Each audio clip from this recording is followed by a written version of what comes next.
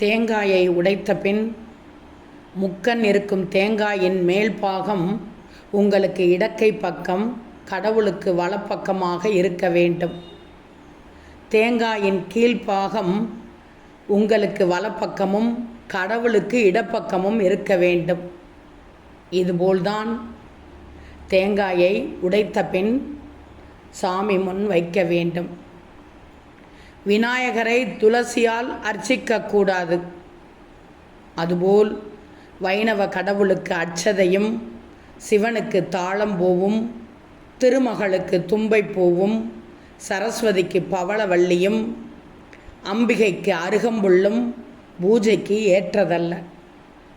வில்வம், கொன்றை, தும்பை, வெள்ளெருக்கு, ஊமத்தை சிவனுக்கு உரியது. காளியம்மன், துர்க்கை, முருகனுக்கு அரளிப்பூ உகந்தது. அருகம்புல், மல்லி, சாமந்தி, நீலப்பூ, ரோஜா, பன்னீர் ரோஜா, சங்குப்பூ, தாமரை, மரிக்கொழுந்து, சம்மங்கி, துளசி இவையெல்லாம் பூஜைக்கு ஏற்றது. சாமந்தி போன்ற மனமில்லாத மலர்கள் பூஜைக்கு ஆகாது. சம்மங்கி வேறு, சாமந்தி வேறு. சாமந்தி போன்ற மனமில்லாத மலர்கள் பூஜைக்கு ஆகாது என்று சொல்வார்கள்.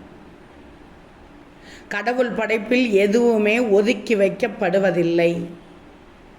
இவற்றை பூஜையின் போது பயன்படுத்தாமல் சுவாமி அலங்காரத்திற்கு பயன்படுத்தலாம்.